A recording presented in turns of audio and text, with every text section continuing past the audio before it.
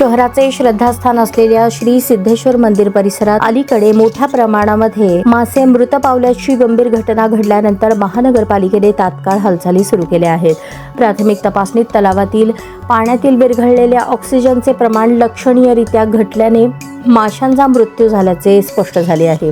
घटनेची दखल घेत महापौर विनायक कोंडाल, महानगरपालिका आयुक्त डॉक्टर ओंबासे, सिद्धेश्वर देवस्थानचे चेअरमन धर्मराज काडादी यांनी वरिष्ठ अधिकारी आणि मंदिर समितीच्या पदाधिकाऱ्यांसह तलाव परिसराची प्रत्यक्ष पाहणी केली. यावेळी पाण्याची गुणवत्ता, मृत माशांची स्थिती, स्वच्छता, उपाययोजना आणि तांत्रिक बाबींचा सविस्तर आढावा घेण्यात आला. परिस्थिती नियंत्रणात आणण्यासाठी महानगरपालिकेकडून युद्ध पातळीवर उपाय सुरू करण्यात आले आहेत. तलावातील विविध ठिकाणांहून पाण्याचे नमुने संकलित करून अधिकृत प्रयोगशाळेत सखोल रासायनिक आणि तांत्रिक विश्लेषणासाठी पाठवण्यात आले. पाण्यातील ऑक्सिजनचे प्रमाण वाढवण्यासाठी महापालिका आणि सार्वजनिक बांधकाम विभाग यांच्या संयुक्त विद्यमाने 8 एअरेटर कारंजे तातडीने सुरू करण्यात आली. तलावातील सेंद्रिय घटकांचे विघटन वेगाने व्हावे आणि दुर्गंधी कमी व्हावी यासाठी बायो रेमिडिएशन प्रक्रिया सुरू करण्यात आली. महापौर विनायक कोंडाल यांनी सांगितले की सिद्धेश्वर तलाव हे सोलापूरचे नैसर्गिक वैभव आहे. जलचरांचे संरक्षण आणि पर्यावरणीय संतुलन राखणे ही आमची जबाबदारी आहे. भविष्यात अशा घटना टाळण्यासाठी कायमस्वरूपी उपाययोजना केल्या जातील.